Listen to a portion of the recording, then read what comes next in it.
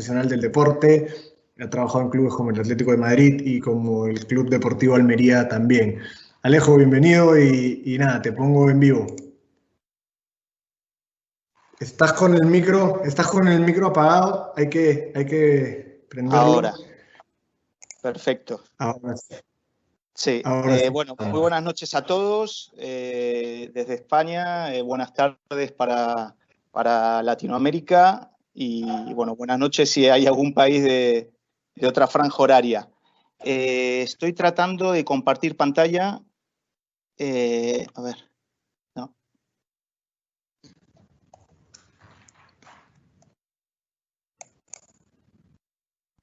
A ver, listo.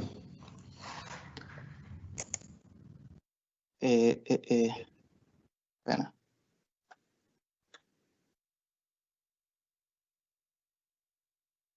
Vamos a ver qué ha pasado aquí. Son los problemas del directo y de las tecnologías.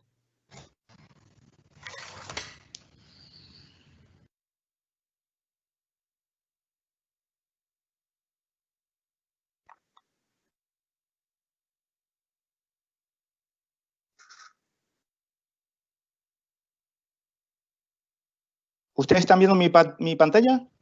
Todavía no. Estamos esperando que cargue para ponerlo en vivo.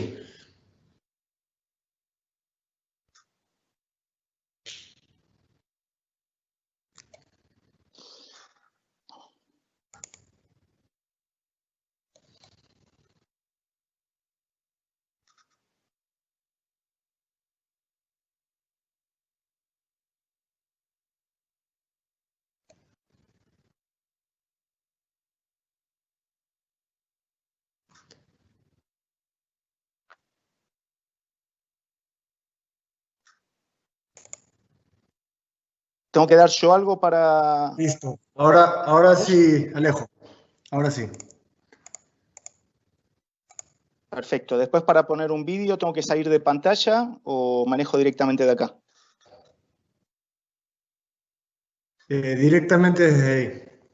Bueno, a ver si sale. Ahora. ¿Están viendo, no? Sí, ya estamos viéndote. Bueno, perfecto. Bueno, en primer lugar, agradecer a los asistentes, sobre todo en este periodo mundial de crisis sanitaria en relación al COVID-19 y que, bueno, qué bueno tener una oportunidad, una ventana por lo menos para poder compartir el fútbol, que es nuestra pasión que nos mueve, y que podamos hacer un paréntesis en nuestra vida para que cada uno de vosotros podáis, pues bueno, sacar algo y rescatar algo positivo de estas ponencias. Después quiero agradecer también a Alberto por toda la batalla que con esto conlleva, felicitarle por su trabajo y en concreto también por la invitación que me hizo en su momento Iván Infantes, que también está al pie del cañón y es, aparte gran amigo, gran preparador físico, con dilatada carrera profesional que tendréis en los próximos días. Y también felicitar tanto a Ángel como a Juanjo que han estado anteriormente. Ángel me ha parecido un caballero, me ha gustado indudablemente desde el enfoque de lo que es la parte de investigación, el trabajo interdisciplinar, aunque haya sido un trabajo concreto, creo que ha sido bastante respetuoso con otras disciplinas que podrían complementar el estudio, como él bien ha comentado, y también a Juanjo por el carácter pedagógico y mostrar todo el trabajo que a veces no se sabe, que está oculto, entre comillas, para el público en general, pero que hay una base muy importante detrás de la formación de los jóvenes talentos. Simplemente no para hacer publicidad, ni mucho menos, pero bueno, para que tengáis claro cuál es mi perfil. Tengo más de 20 años de experiencia, he estado 17 años en el Atlético de Madrid. Recientemente, antes de la pandemia y demás, he estado en el Almería, estuve 5 años en la Real Federación Española de Atletismo y también he tenido una experiencia de 2 años muy positiva, que la parte final, cuando hablemos de carga mental, haré referencia a cuestiones que aprendí también en los eSports.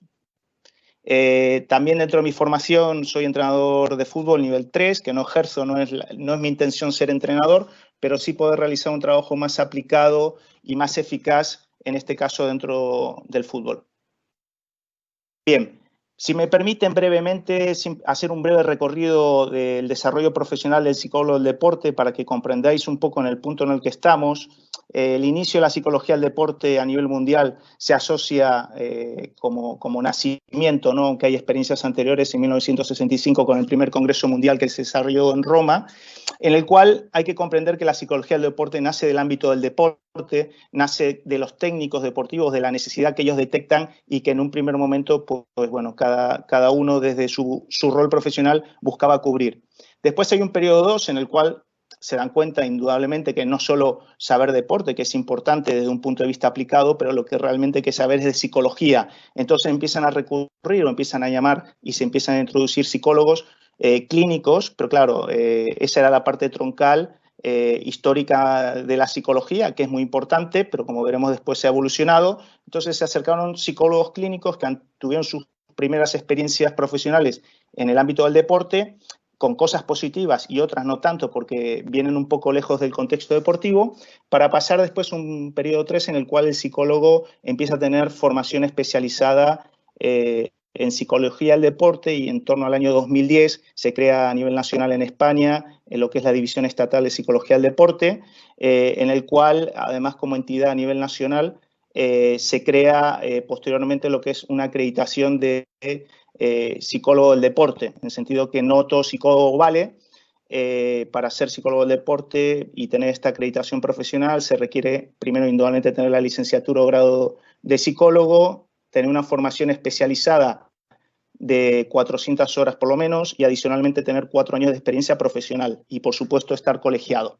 Después en el periodo 5, que va en relación también, el 5 y el 6 en relación a lo que vamos a hablar ahora, el psicólogo, aparte de esta especialización, empieza a integrar otras estrategias técnicas, procedimientos de intervención para enriquecer, digamos, su periodo, su forma de proceder y su desempeño profesional, e inclusive un poco en la línea de lo que me pasa a mí, en ese periodo sexto, los psicólogos con vistas para ser psicólogos y ser más eficaces, como decía antes, pues inclusive tenemos, digamos, una formación en lo que es el ámbito del deporte. Objetivos, indudablemente, lo que vamos a nombrar hoy, vamos a trabajar hoy, es la mejora del rendimiento, el desarrollo del talento deportivo, que no lo vamos a tocar, y no vamos a tocar cuando hablemos de la neuropsicología, de lo que podría ser el desarrollo del talento cerebral del propio deportista, y siempre esa doble vertiente, esa doble cara a la misma moneda que tiene que ser rendimiento, salud y bienestar. Dentro de las diferentes estrategias de la carrera salimos, por supuesto, con orientación de formación cognitivo-conductual. Después uno puede ir desarrollándose con distintas estrategias, como la hipnosis, MDR, el coaching, que son todas estrategias psicológicas. Y lo que vamos a tocar ahora es la parte de neuropsicología, de la neuropsicología cognitiva. Bien, como punto de partida a nivel introductorio tenemos que entender que la neurociencia es un paraguas, ¿no?, en el cual entran por debajo diferentes disciplinas que estudian desde sus distintas perspectivas, roles y funciones que tienen que tener los profesionales, lo que es el estudio del sistema nervioso. Lo que vamos a ver hoy indudablemente es hacer referencia a toda la parte de estructuras, diferentes estructuras y zonas del cerebro con sus correspondientes funciones, ¿no? Porque como veremos después, muchas veces se habla de la parte mental, digamos que son esas neuronas que se encienden y se apagan para generar pensamientos y emociones, pero después está, digamos, lo que es el chasis, ¿no?, lo que es la estructura, lo que es la parte física, que es el cerebro, ¿no? Entonces veremos cómo a través de la práctica deportiva o del entrenamiento, no solo del propio rendimiento, sino con tareas específicas y también con otros ámbitos de actuación que comentaremos después, podemos entrenar, digamos, al cerebro para que tenga un mayor rendimiento, ¿no? Pero siempre cuando hablamos de neurociencia hablamos de esa interdisciplinaridad. Lo que es muy importante en función de la temática es dejar muy claro cuál es el rol y función de cada uno de los profesionales para que no sea un cajón desastre y que esté todo manoseado, digamos, por todos, ¿no? Hay que entender que el cerebro, pues digamos que es un área que se estudia desde hace tiempo y se sigue estudiando y que va evolucionando con las nuevas tecnologías, los resultados a pasos agigantados, pero hay que entender que una de las grandes partes que vamos a ver ahora, que es la parte del neocórtex y sus funciones, tienen una historia, digamos, de 100.000 años, ¿no? Digamos que es la última parte del cerebro que se ha desarrollado, frente a otra anterior, que es la del sistema límbico, que tiene un desarrollo de 200 millones de años. Y después la parte más instintiva, que algunos denominan cerebro reptiliano, estamos hablando de más de 500 millones de años. Entonces, desde la más primitiva se ha ido como sumando, digamos, diferentes capas, diferentes zonas, estructuras, se han ido generando estructuras cerebrales que condicionan nuestra forma de pensar, de sentir y también de actuar. Como comentaba antes, gracias al avance de las nuevas tecnologías, con técnicas de neuroimagen, se va viendo que diferentes regiones del cerebro también, como veremos después, tienen diferentes funciones. Pero lo que quiero plantear es una perspectiva amplia e integradora, que en el cual hay una influencia bilateral de las diferentes, digamos, aspectos que os pongo en esta diapositiva, ¿no? En el sentido que vamos a estudiar el cerebro, sí, pero claro, hay una influencia bilateral en el sentido de que lo que genera la mente también es bilateral en cuanto al cerebro, ¿no? No solo que el cerebro genera una serie de pensamientos y de emociones, sino que según cómo tú pienses y sientes habitualmente, va a afectar al cerebro y lo va a condicionar y lo va a reorganizar y lo va a moldear. También toda la parte de lo que es el entrenamiento de habilidades psicológicas, la propia conducta con sus, digamos, con sus propios resultados de esa acción y esas diferentes funciones cerebrales, sobre todo vamos a hacer hincapié en esos factores contextuales que van a influir tanto a lo que son las estructuras cerebrales como el propio funcionamiento cerebral. Esos factores contextuales son amplios, pero vamos a hablar lo que sucede por lo menos dentro de lo que es un entrenamiento deportivo. Hay que entender que la propia actividad física de por sí ya es un entrenamiento cerebral. Lo que pasa es que cuando hablamos de alto rendimiento tenemos que dar un paso más y buscar entrenar y sacar el máximo provecho y rendimiento del cerebro, ¿no? Entonces, si al cerebro se le entrena de forma intencionada, no ocasional o fortuita, sino de forma intencionada, de forma planificada, organizada, de forma constante. Estamos hablando de que, por ejemplo, cuando se realizan determinados ejercicios para poder realizar y potenciar determinadas funciones cerebrales, estamos hablando como hacer series. Al igual que yo puedo hacer, trabajar una zona muscular de la espalda con 4 ejercicios y cada zona muscular con 4 series de 8 repeticiones, por ejemplo, aquí estamos hablando igual. Hay que registrar y establecer las tareas según la zona muscular, por decirlo de una forma, del cerebro que estemos, digamos, trabajando. También hay que entender que cuando trabajamos el cerebro podemos, igual que un músculo, trabajar zonas o espacios o zonas musculares grandes o más específicas y más finas en función, por ejemplo, del momento de la temporada o lo que nos interesa, digamos, entrenar en ese momento. Todo esto parte del principio también de la neuroplasticidad, en el cual el cerebro de alguna forma se reorganiza cuando hay patrones o acciones o pensamientos o emociones repetidas en el tiempo, en el cual el objetivo es no que, por ejemplo, una zona del cerebro tenga muchísimas conexiones neuronales, sino que en el fondo de tanto repetir, tanto entrenar, tanto preparar, consigamos una conexión especializada. ¿Qué significa? Que al final el cerebro de los campeones trabajan menos y mejor.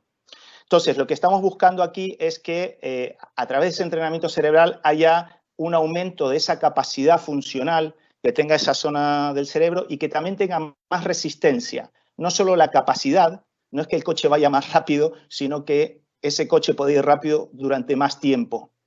Por tanto, si al cerebro le entrenamos de esta forma, al final el cerebro se adapta y el cerebro te responde. Bien. En las siguientes diapositivas, lo que quiero, porque vamos a tocar diferentes partes del cerebro y cuestiones que yo he rescatado que me interesa compartir con todos vosotros y que vosotros le hagáis al mismo tiempo una lectura de cómo podéis entrenarlo dentro del terreno de juego, por más que después yo pueda dar algunas pautas. Pero quiero que tengáis presente que aunque hablemos de unidades sueltas, aquí hay una interacción, una interrelación entre ellas, entre lo que es la estructura, las funciones y las diferentes partes del cerebro. O sea que no es aislado, ¿no? Bien, si nosotros analizamos y vemos a los grandes jugadores 10 en la espalda, los históricos que tenéis ahí, y indolente ahí a alguno actual, ¿no? Como es el caso de Messi, tiene unas capacidades que podemos decir que es innata, porque aquí los campeones nacen y se hacen. Entonces, como la parte innata no podemos, en principio, controlarla, por más que hagamos un proceso de selección, de detección de talentos, sobre todo en edades tempranas, que el margen de error es grande, lo que quiero que se puedan centrar en la parte del cerebro y su función que puede destacar y en lo que podéis planificar, sea con quien sea, a la hora de entrenar y programar lo que es entrenamientos.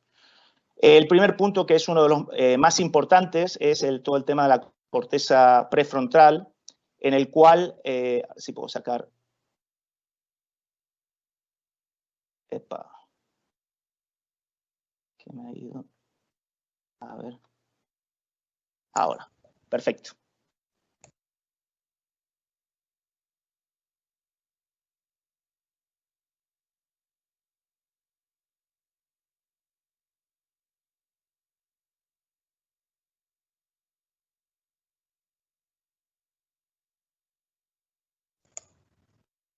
Tenemos problemas de conexión.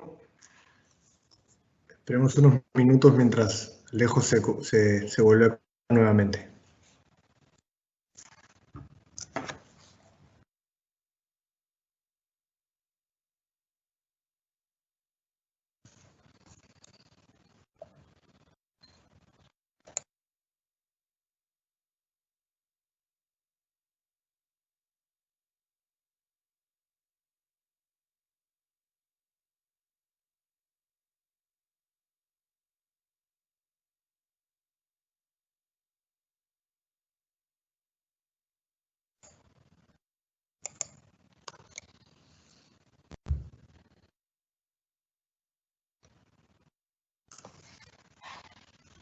Alejo García, psicólogo del deporte, ha tenido un problema con la computadora, con el ordenador. Por favor, si pudiésemos esperarlo 2 minutos a que esto se solucione.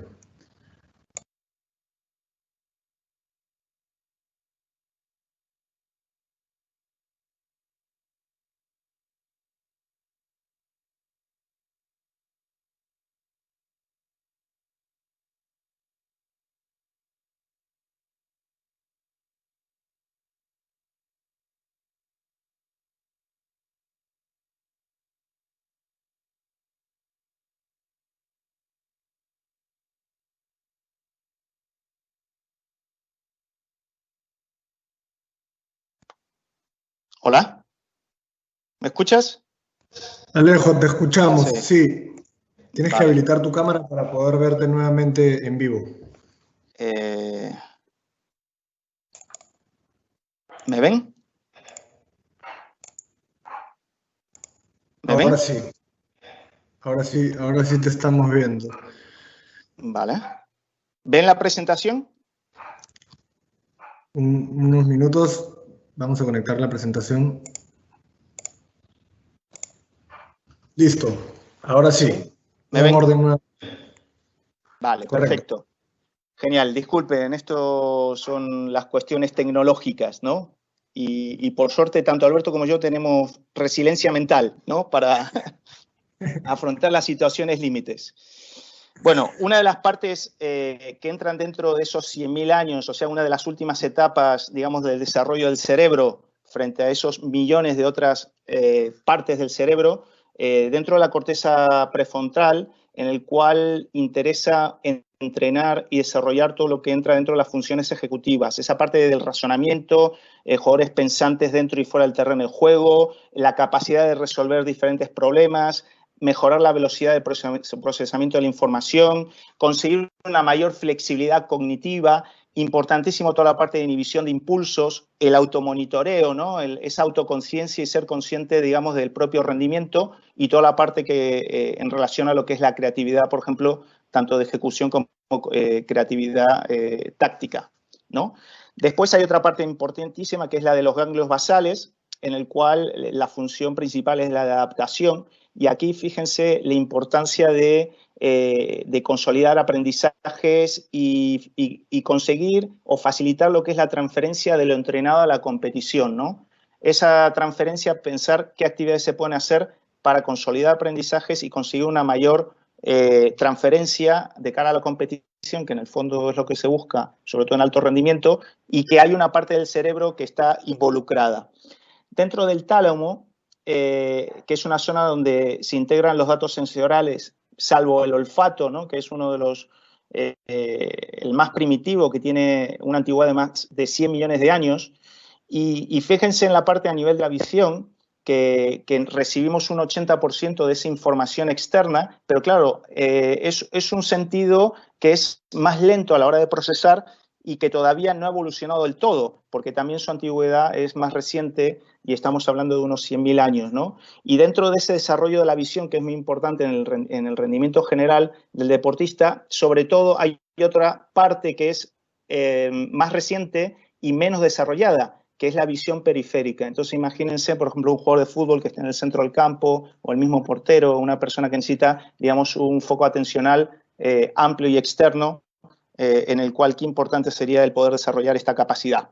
Después, dentro de lo que es la corteza premotora, que entra toda la parte de planificación, preparación, ejecución y control de los movimientos y los procesos cognitivos, es ese previo, ¿no? Entonces, por un lado tiene esa parte previa, que yo la podría asociar también a la importancia de hacer un calentamiento cognitivo, tanto para un entrenamiento o un partido. Recuerdo una charla de Iván Infantes que me comentaba, que después lo hablé con él, en relación que él decía que quizás su parte de calentamiento o su parte principal dentro del entrenamiento físico iba encaminado, digamos, a condicionar al trabajo principal después del entrenador, ¿no? Entonces, aquí también podrá haber un previo, que es el activar o preparar cognitivamente al jugador para lo que es las diferentes tareas que se puedan presentar en un entrenamiento o inclusive el prepararlo de cara a una competición. Y dentro de la corteza premotora hay una zona muy conocida también, que son las neuronas espejo, en el cual son muy importantes de cara a aprender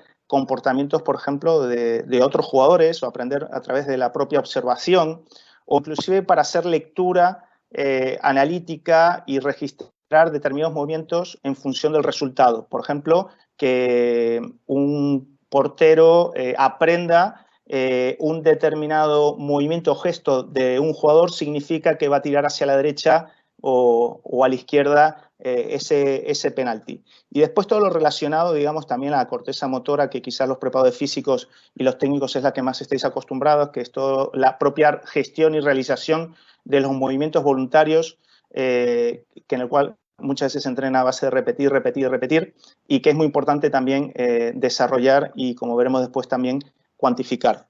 Después, en relación a lo que es la zona que está como verdecita por la parte de atrás de la cabeza, es la zona de los procesos asociativos parietal y temporal izquierdo, que ahí su función es integrar información y sentidos, ¿no? Entonces, aquí lo que quiero destacar, que es muy importante de cara al deportista de alto rendimiento y también para el joven talento, es que muchas veces el cerebro lo que hace es proteger a la persona, busca economizar energía, busca economizar recursos, porque el cerebro representa un porcentaje chico del cuerpo, pero al mismo tiempo representa un alto consumo energético. Entonces el cerebro muchas veces suelta señales como de que no te apetece, no lo hagas, o te da una señal de que te molesta, te duele, cuando realmente no es que te engañe, pero sí te falsea un poco la situación, porque realmente el deportista puede hacer un poco más. O cuando a uno le da pereza, es momento de dar un paso al frente y desarrollar lo que es la voluntad del deportista,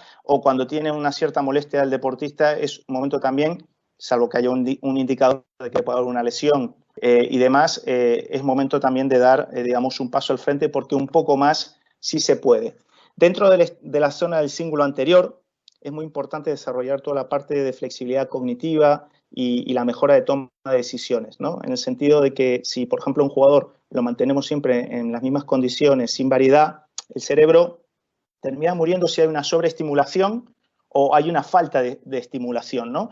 Entonces, el buscar alternativas, variaciones, meter elementos nuevos o cambiar inclusive lugares de entrenamientos, ¿no? Una vez que indudablemente está consolidado todo lo que es la conducta deportiva y demás, al final enriqueces al cerebro y al mismo tiempo lo que estás haciendo es que el cerebro no sea tan rígido, tan estructurado, y estás preparando al jugador ante posibles situaciones no planificadas, no esperadas, o inclusive que después se pueda asociar con la propia creatividad y toma de decisiones, como se comentaba antes.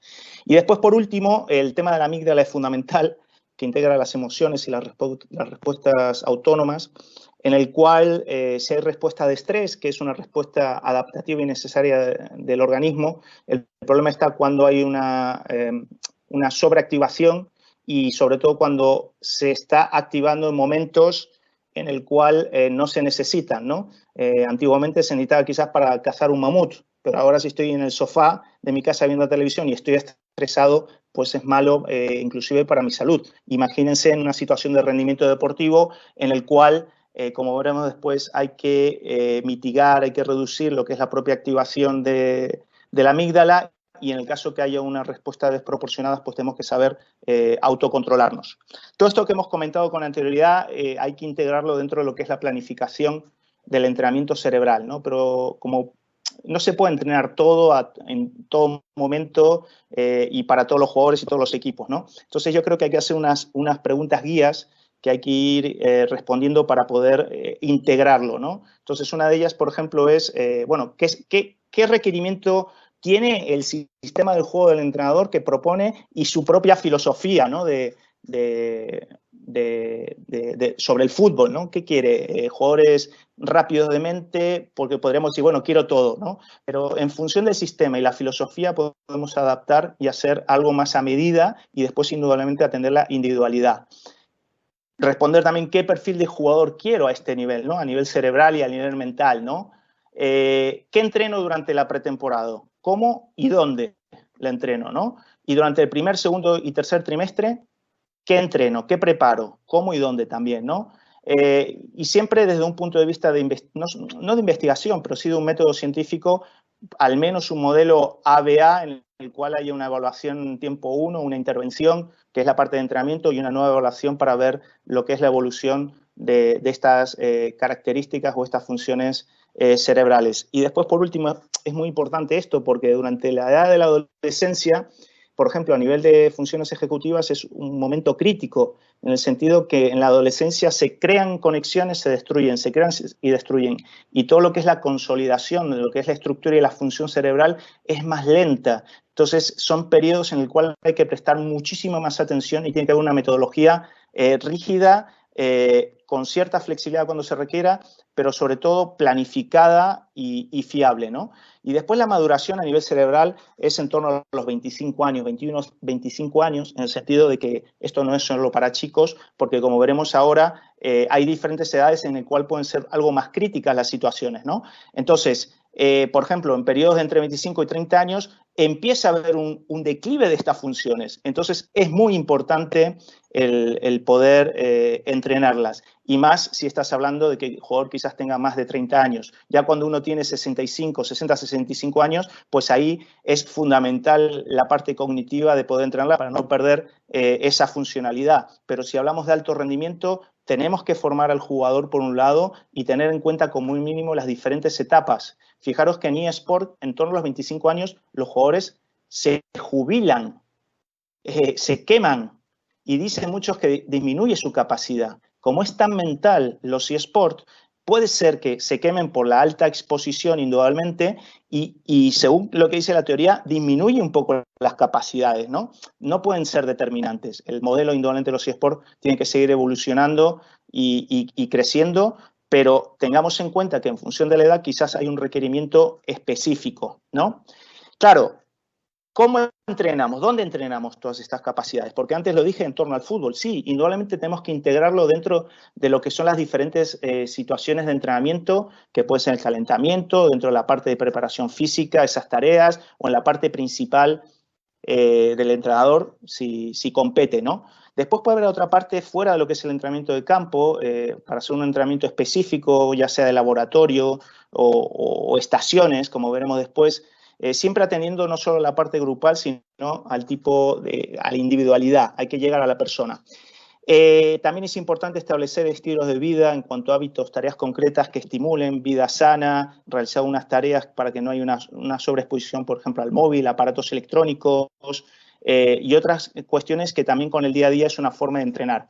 Después los estudios también es importante, toda la parte cognitiva, las matemáticas, el leer para tener una concentración. Por ejemplo, dentro del estilo de vida, a los deportistas que trabajo les digo 30 minutos diarios de lectura para trabajar la concentración mantenida, la atención mantenida en torno a lo que estás leyendo, el ambiente familiar en cuanto a educación, valores, por supuesto, y que hay un ambiente sano para poder vivir. Y después hay diferentes también procedimientos para poder entrenar. Una pueden ser las diferentes tareas como hemos hablado, pero hay toda una parte también de psicomotricidad, del entrenamiento del lado no dominante para poder estimular el lado cruzado, como la lateral es cruzado. Digamos, hay un hemisferio del cerebro que de alguna forma está menos potenciado o que el otro está más desarrollado, ¿no? Y cómo a través de tareas de campo podemos prepararlo. También a través de las nuevas tecnologías, ya sea a través de videojuegos, software concretos, programas concretos, que se puedan aplicar para que haya una estimulación a nivel cerebral. También fundamental, y que siempre lo meto,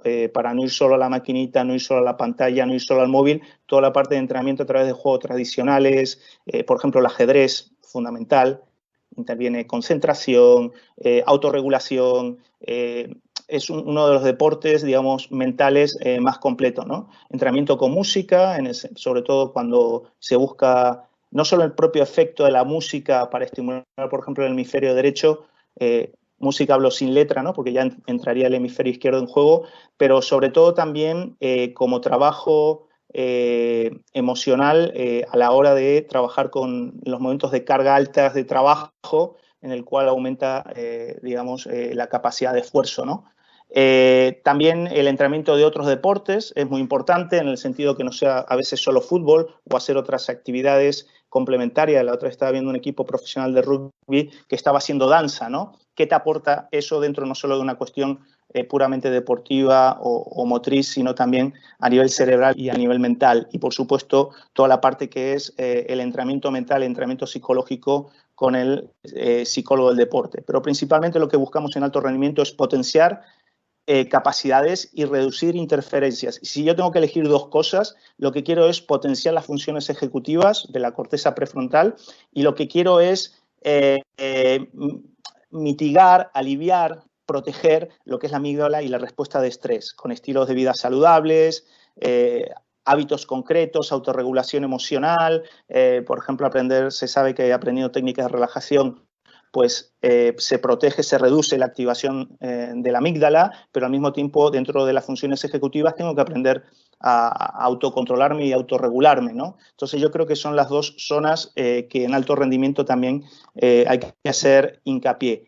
Esto es un ejemplo simplemente para explicar que todo esto tiene que ir dentro de un proceso de evaluación, en este caso de la parte contralateral que hablaba del hemisferio no dominante a partir del lado no dominante del cuerpo. Hay una evaluación, se establecen objetivos, se desarrollan tareas, se evalúa, tenemos unos datos concretos y siempre buscando un pre y post en cuanto a la función cerebral, ¿vale? En el sentido que ahí hay una gran dificultad porque no tenemos a nivel en el campo aparatos de neurofeedback y los cuestionarios al final terminan siendo una medida indirecta y mismamente determinados juegos o programas también terminan siendo una medida indirecta que inferimos. Yo entiendo que esto va a ir evolucionando y al final cada club va a tener aparatos de neurofeedback de fácil acceso y muy prácticos, que va a hacer que todo el proceso y para ver los resultados y la evolución de los jugadores y del equipo sea mucho mayor y de forma muy práctica. Os voy a poner dos vídeos fáciles. Les voy a poner solo un poquito de cada uno para que entiendan. El primero va a ser sobre Falcao, en el cual en su etapa cuando jugaba en River, ya hace años, integraba dentro de un laboratorio, hizo un entrenamiento, como verán, con múltiples tareas, todas ellas para buscar funciones cognitivas, indudablemente siempre hay que estar planificadas, organizadas, sistematizadas, pero quiero que lo puedan ver desde un punto de vista de trabajo individual que un jugador puede seguir en un momento dado. Y después el otro es un trabajo concreto de River Plate, en el cual hay un trabajo de estaciones a nivel grupal, en el cual hacen diferentes tareas y entre ellas hay tareas cognitivas también, ¿no? Entonces, si me permiten un momento.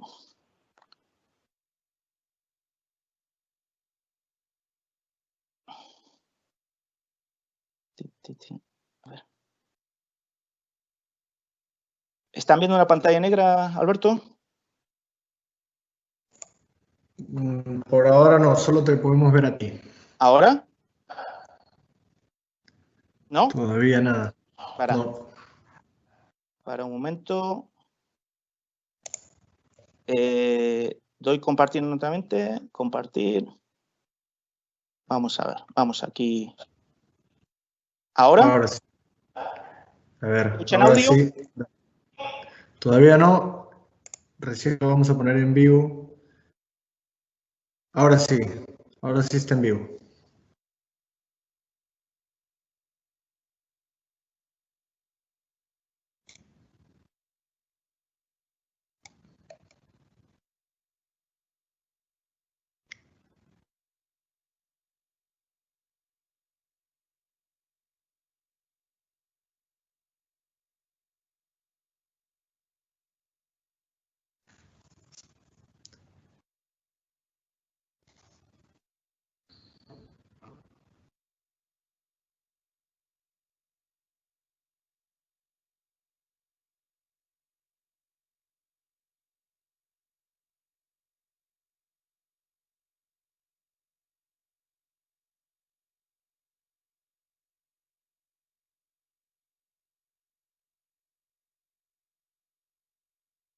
A ver.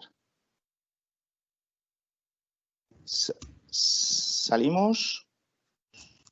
A ver si puedo recuperar el otro vídeo.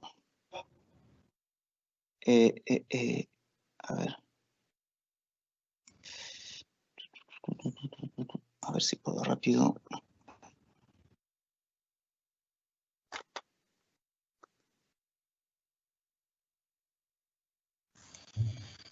Un momento, por favor.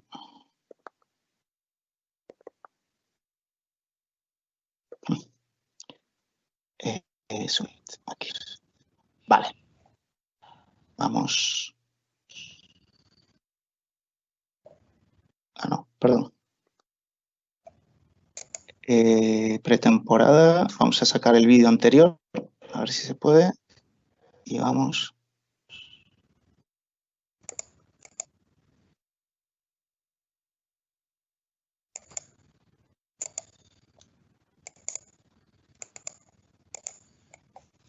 ¿Se puede poner? Todavía no. Está cargando, me imagino. Ahora lo pongo en pausa.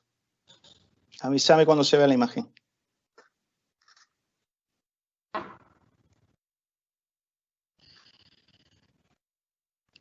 Todavía nada. A ver.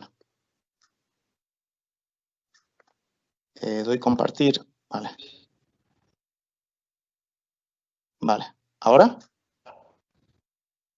Nada todavía. Con ese sí estamos teniendo problemas, creo. Compartir. A ver. Compartir. A ver. Decime si no tiro con la presentación. Sí, yo creo que seguimos con la presentación porque todavía no aparece nada. Perfecto. ¿La presentación la ves o no? No. No, tampoco. Dale. A ver.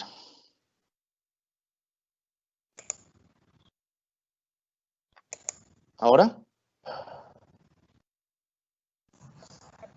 Todavía. ¿No lo ven la presentación? No. A ver, espera. Tienes que poner. A ver, ¿ahora? ¿Ahora? Sí, ahora sí. ¿Qué ven? Ahora está cargando. Está cargando. Todavía nada, pero está cargando. Me parece que está cargando el vídeo, ¿eh? Vamos a ver.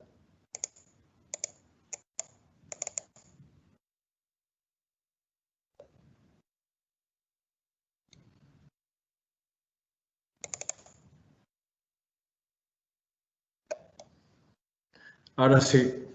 ¿El vídeo? No, la presentación. ¿La presentación? Dale. Seguimos con la presentación. Bueno, ¿me escuchan? Pásamelos. Sí, te escuchamos bien. Bueno, perfecto, chicos, disculpen. A ver, el segundo vídeo lo que integraba eran diferentes ejercicios dentro de una zona habilitada en el cual había partes cognitivas, de trabajo, de orientación, de la parte visual, de toma de decisiones, medían también lo que era la parte de agilidad mental. Este vídeo lo pueden tener por internet si no vemos para que lo puedan acceder. Bien. Eso en relación a lo que es la parte neuropsicológica, y si me permiten, porque para mí es muy importante toda la parte también de integrar eso dentro del trabajo mental y lo que es la parte de carga mental, entendiendo que la carga mental es la parte, digamos, de ese coste de recursos cognitivos y emocionales que hace el jugador para rendir o desarrollar una tarea concreta en el cual hay una demanda que puede ser interna o externa. Puede ser una parte de un entrenamiento, o si yo tengo que mantener la concentración, por ejemplo, o hay algo que me está interfiriendo, como puede ser el estrés, eso sería una cuestión interna, ¿no? Entonces, lo que buscamos es hacer frente y adaptarnos y resolver esa situación de juego o hacer frente, digamos, esa tarea específica, ¿no? Entonces, tenemos que entender la carga mental. Como comentaba antes, tiene una parte cognitiva y otra parte emocional, en el cual hay una demanda y hay una carga del propio entrenamiento deportivo, ¿no? En el cual además hay una carga y un entrenamiento físico. Y además, y viene también el psicólogo aquí, hay una carga y un entrenamiento cerebral, como hemos comentado antes, y también psicológico. Además, sumamos diferentes variables grupales, ¿no? Ya sea la cohesión, qué ambiente de trabajo hay, si hay roles bien establecidos, todo lo que va relacionado, digamos, a lo que son las variables grupales, no solo como grupo, sino también dentro de lo que es el sistema o el funcionamiento deportivo grupal. Y después, por supuesto, hay que atender a la individualidad. Cada jugador tiene, aquí he puesto dos ejemplos a nivel psicológico, pero también podemos integrar cuestiones deportivas o habilidades o capacidades para hacer frente, ya sean físicas o técnico-tácticas, para hacer frente a la situación deportiva, pero a nivel psicológico, el que tenga unas buenas habilidades de afrontamiento, por ejemplo, centrado en la resolución del problema o centrado en la tarea, es eficaz. Si el jugador tiene un alto rasgo de ansiedad, pues indudablemente le va a afectar más los diferentes vaivenes que pueda haber. Y también las diferentes variables contextuales a nivel deportivo, que pueden ser resultados, o el que haya o no haya público, por ejemplo, o extradeportivas, ¿no? Que puede ser la situación personal de cada uno, ¿no? Hay que tenerlo esto todo como un sistema que en el fondo hay que programar, como veremos después, esos periodos de entrenamiento y recuperación desde un punto de vista tanto de rendimiento y salud, que es fundamental, y entender que todos estos aspectos, todas estas variables que hemos citado, hacen una carga, hacen una presión que afecta al deportista y que hay que modular las que se pueda modificar, preparar también para que el deportista tenga más herramientas y programar dentro de lo que es una planificación, porque lo que buscamos es, no lo decimos desde el punto de vista negativo solamente, sino también que buscamos entrenar, preparar y que el jugador se adapte, cuidando que no haya fatiga mental y, por supuesto, evitando que haya el síndrome de sobreentrenamiento, porque al final muchas veces uno se da cuenta que está pasado de rosca, por decirlo de una forma, ya cuando hay un bajo rendimiento y porque no se ha hecho un seguimiento, una evaluación anterior que nos podríamos haber tenido indicadores para poder hacer frente. Aquí pongo a nivel de ejemplo, ¿no? Algunas variables que se pueden modificar, se pueden manipular, por decirlo de una forma, dentro de la planificación del entrenamiento, que tiene un efecto diferente en función de la intensidad, también a nivel de carga mental, y en función de lo que hagamos o dejemos de hacer, por supuesto va a tener un efecto sobre el jugador. Bien, esto van las dos últimas diapositivas. Y terminamos. Para mí es muy importante esta parte, digamos, de planificación. Fíjense, y lo ponemos en ejemplo de una semana. Fíjense que por un lado está la azul, que es la carga física. Estamos hablando de algo estándar, ¿vale? Puede ser diferente. Imagínense que hemos jugado el domingo y se ha ganado y se ha dado el lunes y martes libre, ¿no? Entonces, primer día de entrenamiento, carga física media. Se hace un planteamiento aquí de carga mental alta para poder compensar. Segundo día, carga física alta, bajamos la carga mental, aunque sabemos, como hemos dicho antes, que va todo relacionado. Y después hay una roja, una línea roja que lo comentaré sobre todo en la siguiente diapositiva, que hace referencia a lo que es la propia activación mental, que vamos a diferenciarlo de lo que pueda ser la carga mental. Hay algunos que le llaman estrés competitivo, que voy a matizar en la otra diapositiva. Lo que quiero que vean es que empezamos de menos a más y después hay un descenso para que se produzca la adaptación y que se prepare y que el jugador llegue bien a nivel físico, que llegue bien de cara al partido. Si hablamos a nivel psicológico, en morado, hablamos que empezamos fuertes y fuertes significa que podemos hacer, independientemente de la carga física, meterle contenido en ese miércoles y jueves, un alto contenido mental, desde análisis de partido, charlas más largas, situaciones deportivas con alto estrés, digamos, es un espacio para considerar no solo esa carga física, sino decir, como hemos visto en la diapositiva anterior, de decir, bueno, ¿qué variables puedo manipular y esas variables, ¿dónde las puedo integrar? Esta variable puede ser una carga baja, media, alta. Tenemos que clasificar las diferentes actividades para saber de qué estamos hablando, por lo menos a nivel orientativo dentro de la planificación. Y después, como comentaré después, hay un punto importante que es la activación mental, en el sentido, como veremos, que la idea no es pasar de 0 a 100, o sea, hacer un descenso y pedir después al jugador que esté al 100%, sino que podemos hacer, digamos, una labor específica para mantener al jugador enchufado en esos días que por lo general suele haber menos carga. Aquí es a nivel de ejemplo, ¿vale? Lunes, martes ha sido descanso, imaginaros que el lunes ha sido regenerativo, el miércoles ha habido una carga física media y una alta carga mental. El jueves se aumenta la carga física y se disminuye con una carga mental media, y después viernes y sábado hay una baja carga física y mental, pero buscamos una alta activación mental, que es lo que quiero comentar ahora posteriormente, en esta diapositiva posterior. ¿Qué es lo que buscamos aquí? Buscamos que el jugador, aunque haya un descenso de carga física y mental dentro de la planificación o dentro de la preparación, llegue enchufado al partido. ¿Qué es lo que he visto y sobre todo he aprendido en los eSports y que después lo llevo a práctica con deportistas y con un equipo de fútbol? Que en ese descenso a veces hay una desconexión y el cerebro puede más. Al cerebro hay que seguir estimulándole. Después ya tenemos días para descansar. Pero una cosa es la carga física, la otra la carga mental, y otra es tener, digamos, a ese jugador enchufado y metido, ¿no? En el sentido que aquí es unos ejemplos, ¿no? Es decir, bueno, modificando el volumen, la intensidad de trabajo, estableciendo objetivos psicológicos, de liderazgo, ¿no? Cómo gestiona el cuerpo técnico en general esa situación. Pongo un ejemplo sencillo, ¿no? Si se está entrenando remates, quizás es el día -2 o -1, y se ve que un jugador pega distendido o no tan implicado en la tarea. ¿Qué puedo hacer yo para que en ese día que hay una baja carga mental y física, pero que sea muy eficaz? O sea, que premie la calidad frente a la cantidad, ¿no? Entonces, por ejemplo, hay varias situaciones. Por ejemplo, explicarle esto, hacer un poco de lo que se llama psicoeducación de cara al jugador, explicarle la importancia de estas cuestiones, porque queremos jugadores pensantes, que funcione el razonamiento dentro y fuera del terreno de juego, y después establecer objetivos dentro de ese propio ejercicio que puedan ser cuantificables y que el propio jugador pueda hacer un seguimiento.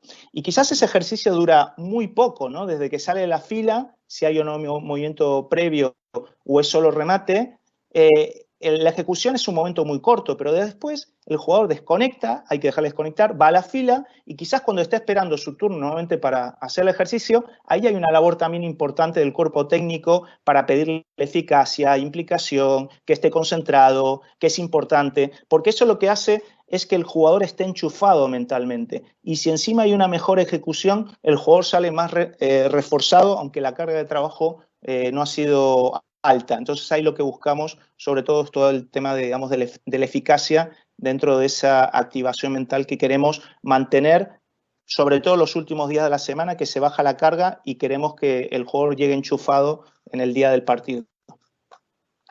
Nada más, muchas gracias, disculpar los fallos técnicos y nada, estoy a vuestra disposición.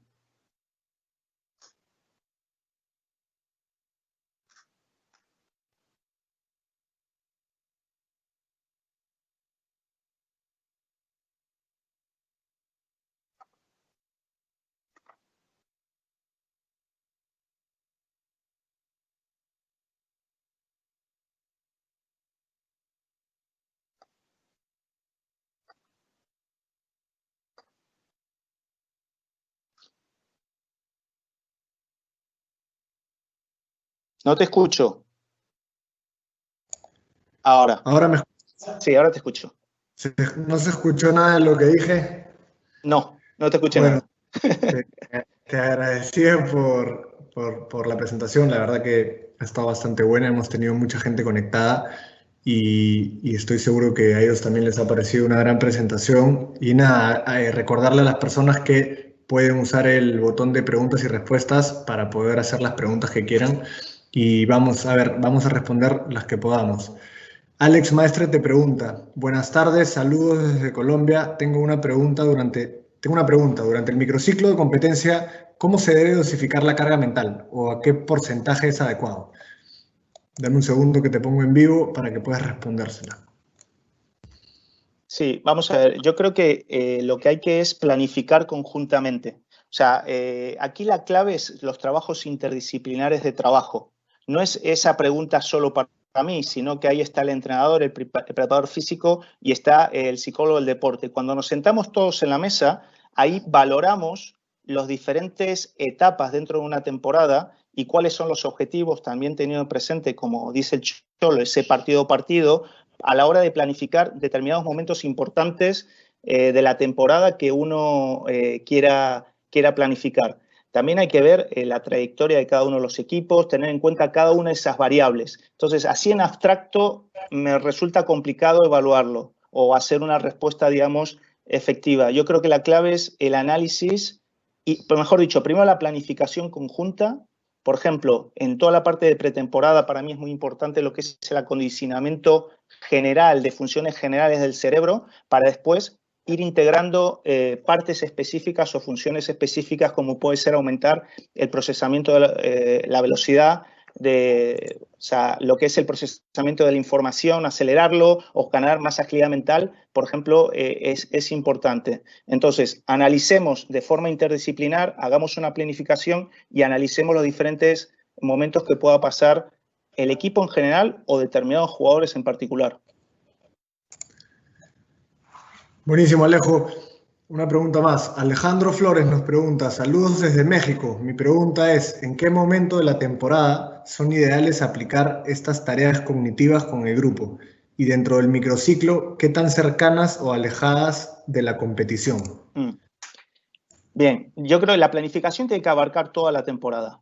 Después hay que atender los momentos específicos. Las situaciones a lo largo de lo que es una semana, las situaciones de máxima exigencia, máxima carga o máximo estrés tienen que ser en mitad de la semana. Por ejemplo, el miércoles o jueves, que sean situaciones de máxima demanda a nivel emocional, por ejemplo. Después necesito que el organismo recupere. No hagamos la situación de estrés los días previos a la competición o al principio de la semana. Tendría que ser a mitad de la semana, como comentaba en la gráfica. Buenísimo. A ver, siguiente pregunta. Jean-Pierre Puerta nos pregunta, ¿cuánto pensamientos puede llegar a tener un jugador y en cuánto tiempo antes de decidir qué hacer cuando tiene la pelota? Esa es la pregunta. Seguro, típico jugador que le viene la pelota y dice, pensé 1000 y al final me equivoqué, ¿no? Claro. Cuando hay que trabajar la toma de decisiones, sobre todo, lo que hay que es buscar esos 1, 2, 3 patrones bien establecidos, bien repetidos y bien aprendidos. Y a partir de ahí trabajemos también lo que es la creatividad. Después, a nivel psicológico, hay que trabajar también lo que es la toma de decisiones, ¿no? Y como dice grandes entrenadores, dice, hacé la primera que se te pase por la cabeza, ¿no? No entres en un debate interno porque no es el momento, porque el juego no te va a dar tiempo a responder. Entonces, yo creo que en la toma de decisiones hay que trabajar 1, 2, 3 tareas preestablecidas para que el jugador pueda responder de forma espontánea o de forma automática y después hay que trabajar también, complementar una vez que está consolidado, digamos, un patrón más amplio o que explore o dar margen a esa creatividad que le pueda dar un valor, digamos, añadido. Pero si hay duda, ante la duda, la primera. Buenísimo. Y vamos a hacer las últimas dos preguntas. Y tengo una pregunta acá de Fabricio Sierra. entrenador peruano que nos está viendo acá en Perú, al cual le mando muchos saludos. Hola Alejo, hay niños muy competitivos por naturaleza y en muchos casos se terminan estresando. ¿Crees que hay que bajarles el nivel de competencia? ¿Qué opinas al respecto de eso? Uh-huh. Vamos a ver, indudablemente la competitividad es positiva si está adaptada al contexto y la edad, ¿no? En el sentido que si el fin es superar solo al rival, posiblemente se esté dejando muchas cosas en el camino. Centrar los objetivos en el rendimiento, en lo que es la propia ejecución, es lo que le va a hacer, digamos, crecer realmente como deportista. Pero sí es verdad que la variable competitividad, que muchas veces falla, y hay equipos, por ejemplo aquí en España, que a veces lo que falta es que sepan competir realmente. Tienen esas habilidades técnicas, tácticas bien aprendidas, tienen un buen dominio, pero al final durante una temporada realmente están compitiendo entre 4 y 6 partidos, ¿no?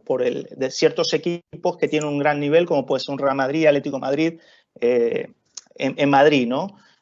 O el Bilbao en el País Vasco, ¿no? Entonces, la competitividad mal gestionada sí es un problema y puede generar estrés. Entonces, el foco atencional tiene que no perder la competitividad, pero sí canalizarla a través de lo que es el desarrollo del rendimiento y que su foco de atención esté en la mejora, no solo en lo que es o ganar, perder o superar, digamos, al rival. De todas formas, la competitividad es una conducta aprendida en gran parte, ¿no? Entonces hay que analizar a veces también los modelos que ha tenido o los contextos en el que se ha movido. Pero para mí, ser competitivo es un valor añadido. Ahora bien, hay que encauzarla bien y que el jugador también aprenda a autogestionarse. Si esto me genera estrés, ¿cómo puedo hacer para autorregularme? Entonces creo que habría que verlo desde un punto de vista, digamos, más amplio. No solo si es bueno o malo la competitividad, sino en qué contexto, en qué momento, dónde está focalizando y sobre todo si esto es un estresor, cómo me puedo autogestionar.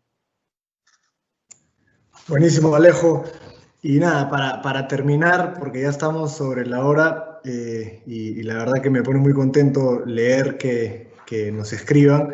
Nos escribe Franco Ascenso, psicólogo deportivo del Club Sporting Cristal, uno de los equipos principales acá en Perú, que ha estado atento a tu charla y nos pone lo siguiente. Alejo, felicitarte por tu charla y preguntarte qué herramientas utilizas para que el jugador tenga mayor facilidad de encontrar su ZOF, ¿no? La zona de óptimo funcionamiento, para que maneje bien su arousal, su activación. Sí, su nivel de activación. Aparte de los autorreportes. Te dejo para que respondas esta última pregunta y con esta terminamos. Vale, antes de responder, ya que ha salido alguien de México, quiero decir, bueno, hay un club, esto es digamos, si me permiten, un mensaje personal, ¿vale? Que en el cual yo creo y defiendo y creo que es lo más productivo. Hay un club de México que, por ejemplo, ha decidido fichar a un coach no psicólogo frente a un psicólogo, ¿no? Del deporte, ¿no? Entonces, como han visto, por ejemplo, en mi currículum, tengo una amplia gama o líneas de intervención, entre ellas el coaching. Es lo más productivo y creo que solo con coaching, indudablemente, el margen es muy limitado del proyecto. Entonces, invito a que contraten a psicólogos del deporte con formación en coaching y otras estrategias de intervención psicológica. ¿Cómo podemos medir y trabajar el nivel óptimo de activación, que es muy importante, por ejemplo, en el inicio de los entrenamientos o en los inicios del partido? Pues ahora va a salir en nuestra revista de Psicología aplicada al deporte y al ejercicio físico un trabajo en el cual un jugador de fútbol aprende primero a autoconocer según su nivel de activación qué distintos rendimientos tiene. Y una vez que hay un autoconocimiento, se les enseña estrategias para autorregularse, ya sea si está por debajo, cómo aumentar el nivel de activación, cómo relajarme o bajar ese nivel de activación.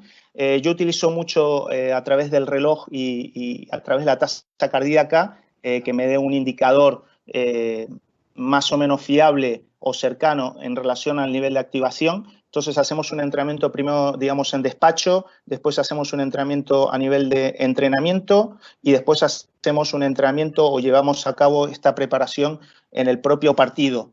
Entonces, es importante que el jugador, inicialmente, por ejemplo, a través de un aparato de biofeedback, como puede ser un reloj que marque las pulsaciones, te da un indicador del nivel de activación al menos aproximado. Pero después tiene que haber un autoconocimiento, porque en el partido no voy a tener el reloj, por ejemplo, pero sí voy a captar y aprender cómo son las sensaciones que me llevan a un mayor rendimiento deportivo.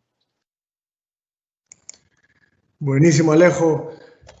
Nada, te agradezco muchísimo por tu presentación, por las respuestas que has dado. Estoy seguro que más de las 700 personas que hemos tenido conectadas el día de hoy han quedado bastante agradecidas con todo lo que nos has explicado.